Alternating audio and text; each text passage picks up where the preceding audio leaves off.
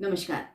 छत्तीसगढ़ में जहां विधानसभा चुनाव कुछ ही दिन में संपन्न होने वाले हैं, ऐसे समय में नारायणपुर में नक्सलियों द्वारा एक बीजेपी नेता की निर्मम हत्या का मामला सामने आया है।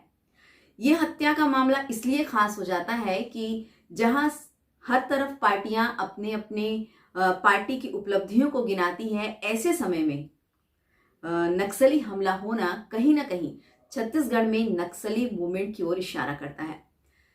छत्तीसगढ़ में भूपेश बघेल सरकार शुरू से ये कहते आई है कि छत्तीसगढ़ में जब से कांग्रेस की सरकार आई है तब से नक्सली मूवमेंट कम हो गया है या नक्सली मूवमेंट लगभग बंद हो गया है। लेकिन विधानसभा चुनाव के ऐन कुछ दिन पहले केशनार क्षेत्र में नारायणपुर में भारतीय जनता पार्टी के जिला उपाध्यक्ष रतन दुबे की नक्सलियों द्वारा निर्मम हत्या किए जाना ये साफ इशारा करता है कि छत्तीसगढ़ में नक्सली मूवमेंट थमा नहीं है। और आखिर नक्सली मूवमेंट उस समय क्यों होता है जब कोई बड़ी घटना या जब कोई बड़ा इवेंट स्टेट में होना होता है। जैसे कि अभी कुछ दिन पहले विधानसभा चुनाव संपन्न होने वाले हैं, ऐसे समय में नक्सलियों द्वारा भारतीय जनता पार्टी के नेताओं की हत्या ही क्यों की जाती है।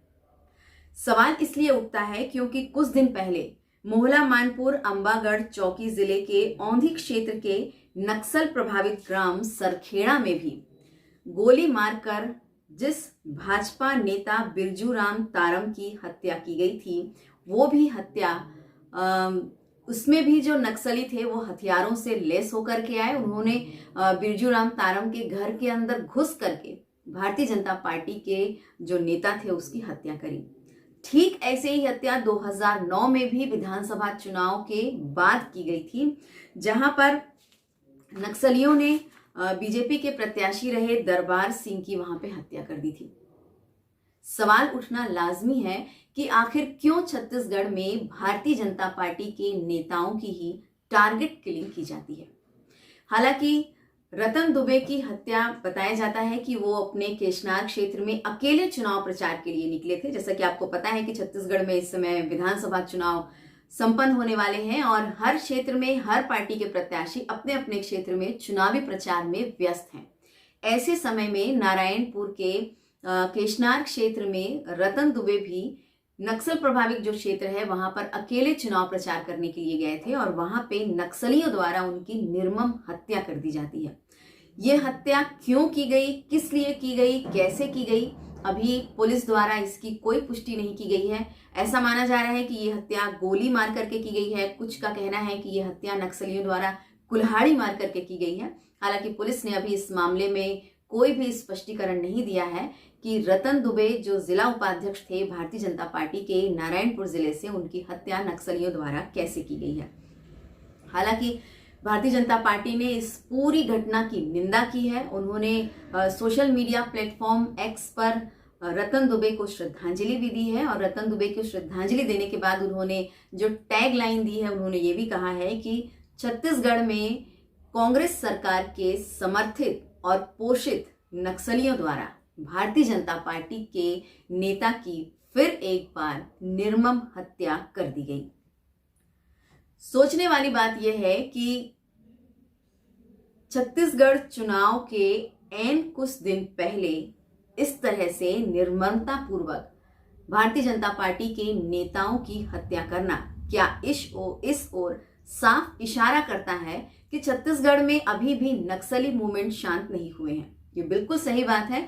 नक्सली मूवमेंट इसके पहले भी शांत नहीं हुए थे, आज भी शांत नहीं हुए हैं और आगे भी नक्सली मूवमेंट जो है वो शांत होने की संभावना वो कम है, क्योंकि शुरू से छत्तीसगढ़ में दंडकारण्य का हिस्सा, बस्तर का हिस्सा और नारायणपुर का जो हिस्सा है वो नक्सली एरिया शुरू से रहा है। सरकारें आती रही, बदलती रही, लेकिन नक्सली मूवमेंट न कभी कम हुआ और न कभी खत्म हुआ। कभी इन नक्सलियों का शिकार सेना होती है, कभी इस नक्सलियों के शिकार ज्यादातर भारतीय जनता पार्टी के नेता होते हैं। सवाल यहाँ पे ये है कि छत्तीसगढ़ में विधानसभा चुनाव के ठीक पहले फिर से भारतीय जनता पार्टी के नेता की हत्या साफ इशारा करती है कि ये टारगेट किलिंग है। भारतीय जनता पार्टी ने इसे टारगेट किलिंग का टारगेट किलिंग की ओर इशारा किया है और कांग्रेस सरकार की जमकर निंदा की है।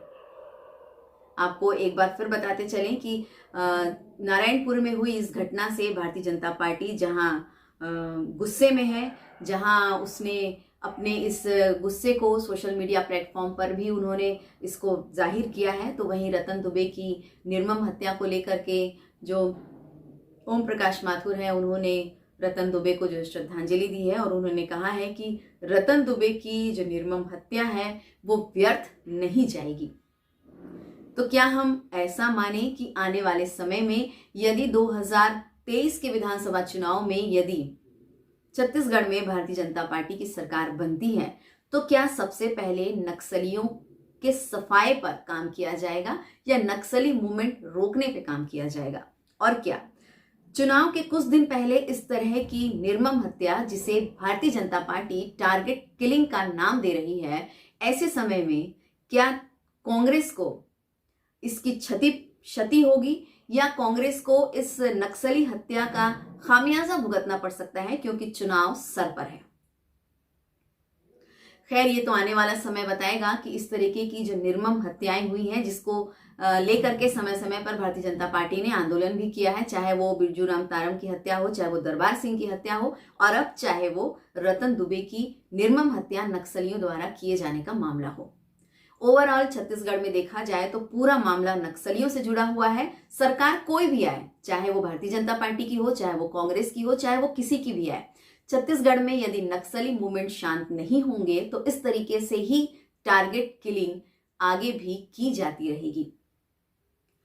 आगे आने वाले समय में हम देखेंगे कि जब सरकार बनेगी, चाहे वो किसी भी पार्टी की बने, तो वो सरकार या वो पार्टी नक्सलियों के लिए या नक्सली मूवमेंट रोकने के लिए क्या कदम उठाती है। नमस्कार।